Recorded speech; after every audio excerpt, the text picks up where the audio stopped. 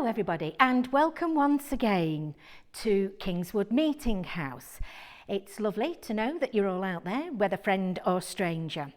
And here we worship in the Unitarian tradition.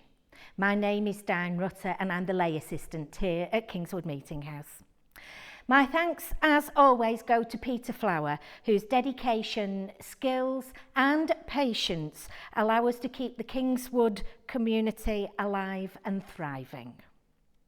So let's start our worship by lighting our chalice candle, as many Unitarian and Universalists do the world over. It marks the beginning of our worship and invites the divine to be with us.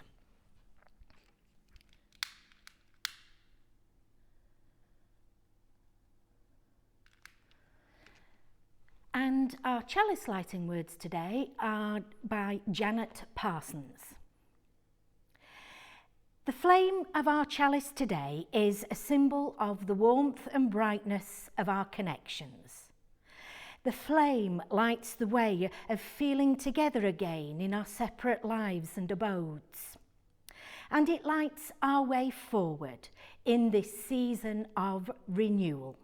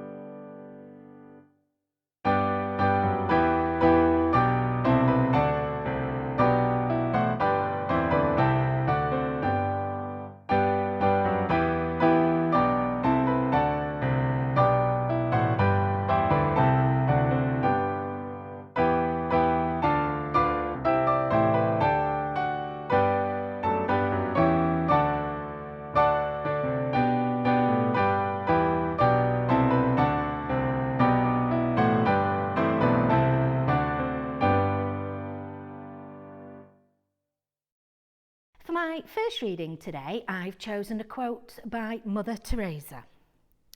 Life is an opportunity, benefit from it.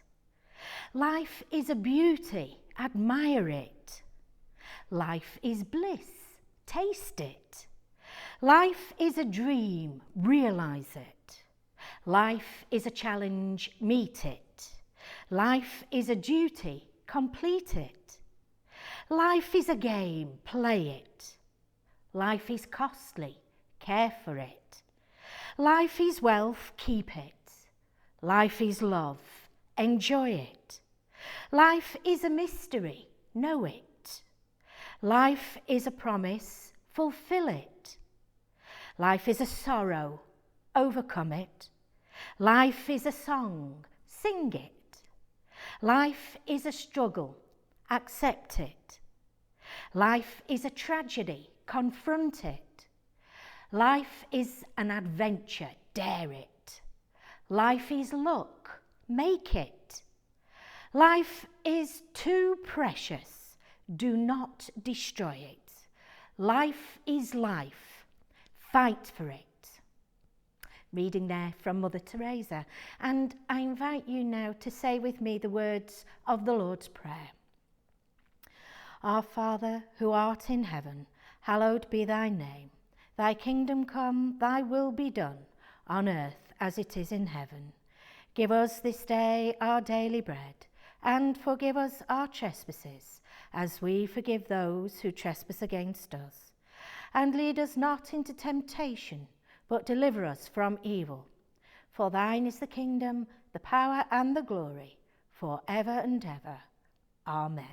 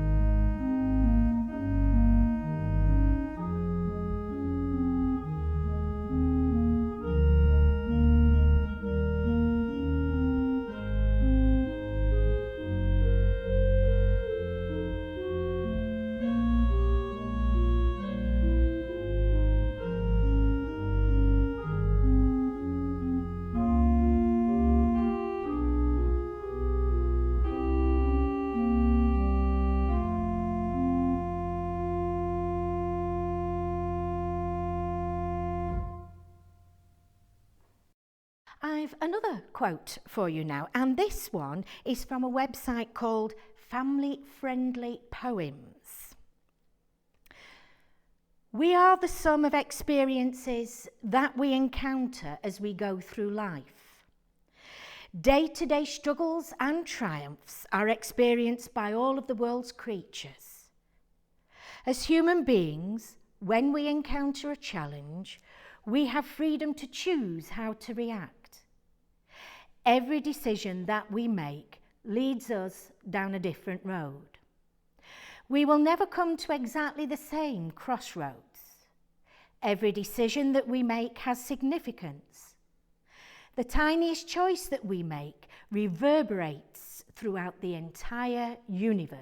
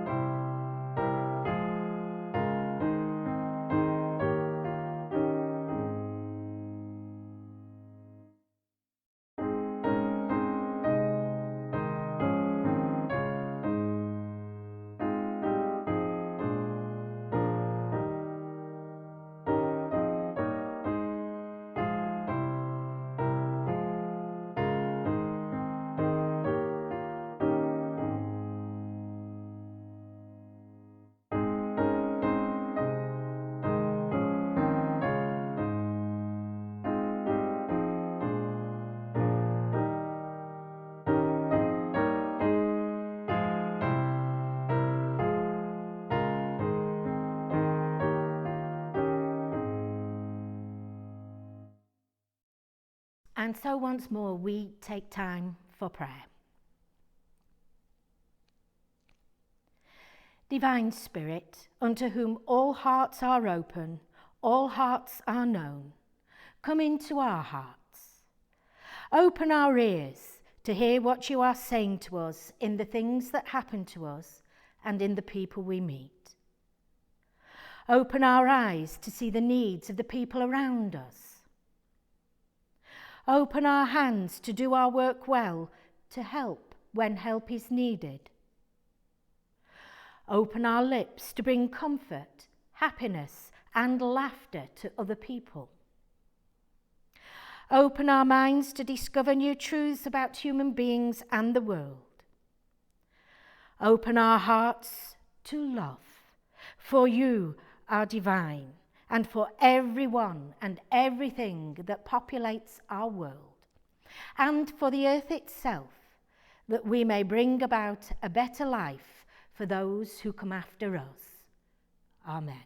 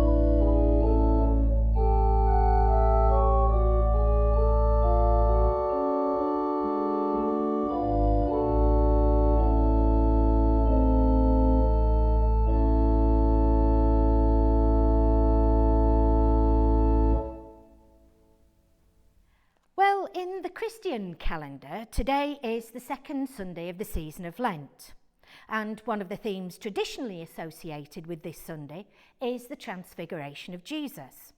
And you can find one version of the story in Matthew chapter 17, right at the beginning. Jesus took with him Peter and James and his brother John and led them up a high mountain by themselves. And he was transfigured before them, and his face shone like the sun, and his clothes became dazzling white. So go the first verses. The disciples also see Moses and Elijah in the narrative, and a voice from the heavens says, "This is my son, the beloved. With him I am well pleased. Listen to him." Well, I puzzled a bit about what transfigure might mean. I used to like to think that one day I would transform or transfigure into a 6-foot redhead with green eyes, but that's not likely ever to happen.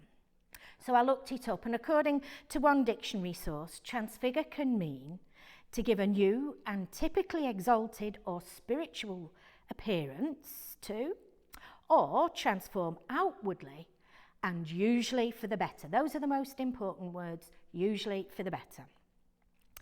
Well, one commentary I read about this piece from the Gospel of Matthew is that the important focus of the piece is Jesus as light.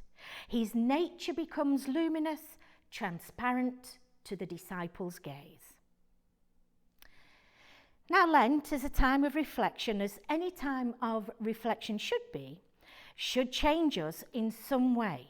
Or rather, perhaps, we should change ourselves inwardly or spiritually, having reflected on our lives and beliefs. Are we truly living what we believe? Would be one starting point for reflection. One of the sites I looked at, which just so happened to be a Roman Catholic site on the internet, said that we all too easily forget that we don't get to heaven in a limousine. Well, for those of you who know the song, this of course set me off on a round of the campfire song. You'll never get to heaven. One verse of which goes, "You'll never get to heaven in a limousine 'cause the Lord don't sell no gasoline." One of my favourite campfire songs, although funny enough, I don't think I've ever sung it round a campfire. And I went completely off track for a while, singing all umpty-ump verses to myself. The dogs were not amused. For me, my faith is not so much connected to a belief in the type of afterlife that mainstream Christians believe in, but I do believe in divine love and that we should live our lives trying to show that love. I like to think that who we are inside shows on our faces and in our actions, though, of course, that isn't necessarily true, judging by the number of con artists in our society. They who adopt patterns of behaviour that mask the true person that they are. And that led me to another thought. Very often the person who is conning us is ourselves, which is why it's good to take time to reflect before you do or say something. Although I did once work with a young boy who truly had ADHD, and he used to say to me, "Miss, you can shout at me as much as you like, I won't remember it in 5 minutes." Ever heard the phrase, "the more you learn, the less you know"? This became profoundly obvious whilst I was studying at university. Fascinating as I found my studies, sometimes I was overwhelmed by the feeling that I knew nothing at all, and as much as I was trying to cram facts into my head, they were pouring out of my ears just as quickly.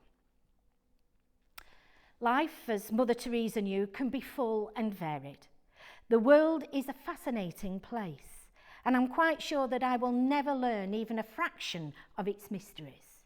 But I intend to experience as much of world and life as I can during my stay here on earth. A member of our congregation, Paris by name, let's name names here, posted an interesting fact on the WhatsApp group a couple of days ago. She heard on the radio that we have each spent approximately 16 hours and 20 minutes staring into our fridges during the lockdowns. Now, we all suppose that might be how much we spent every day. And I wonder if we've put as much energy into self-reflection during this time. Another of the subjects that popped up on the group just over a week ago was the idea of random acts of kindness. Not setting out to do kind deeds or good deeds, but taking up the opportunity when it presents itself. One of the ways I've heard of doing this is called paying it forward. Examples of this has been paying for the coffee of the person in the queue behind you without them knowing. Some food shops have a scheme whereby you can pay for an item of food, say a pizza or a sandwich, and the staff choose whom to give it to during the day. You might find yourself with a bit of extra money at some point and decide to pay it forward yourself. Kindness, I think, can transfigure your life. It's a little like throwing a pebble into a pool of water. You never know where the ripples will end. You never know just how far a little kindness can travel. Every decision that we make leads us down a different road. Every experience shapes us. Perhaps in the coming week we can reflect on what we might need to change in our spiritual lives.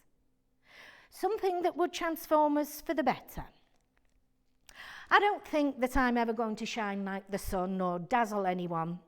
But it would be nice to think that I can make the world a slightly better place by reflecting on my beliefs, and living them truly. Change for me begins with the heart and the soul. And I leave you with another quote, not dissimilar to the one on the Family Friends poem website, which is attributed to B.J. Neblett. We are the sum total of our experiences. Those experiences, be they positive or negative, make us the person we are at any given point in our lives. And like a flowing river, those same experiences and those yet to come continue to influence and reshape the person we are and the person we become. None of us are the same as we were yesterday, nor will be tomorrow. And I would like to add, hopefully for the better. Amen.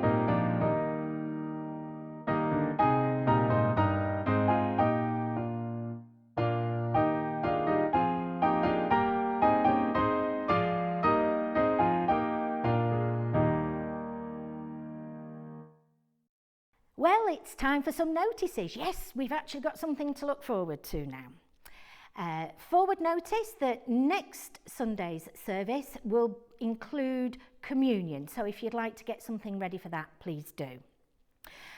And the committee would like us to know that assuming that the government guidelines don't change, the chapel will be open for private prayer on Sunday the 4th of April, which is actually Easter Sunday. Social distancing rules must be observed and will still apply. So that's only 6 people located in the chapel at any given time. And we can't hang around gossiping, folks, I'm afraid.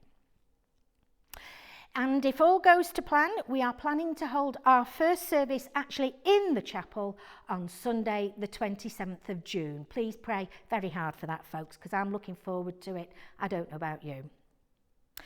The February lockdown draw takes place this week on Tuesday. If you haven't already, please contact Jackie if you'd like to take part in it. And services this week include story time at coffee morning, 11 a.m.ish on a Tuesday. You'll find that on the WhatsApp group and also on the Kingswood Meeting House Facebook page. And Thursday, you've got lunchtime devotions around about 12:30 p.m.ish, interruptions and phone calls not including, and you'll find that on the WhatsApp and Facebook too. And I'd like to leave you with some words today from Tom Sharder. My friends, there is a power at work in the universe. It works through human hands, but it was not made by human hands. It is a creative, sustaining and transforming power, and we can trust that power with our lives. It will sustain us whenever we take a stand on the side of love, whenever we take a stand for peace and justice, whenever we take a risk. Trust in that power. We are together held by that power. Amen.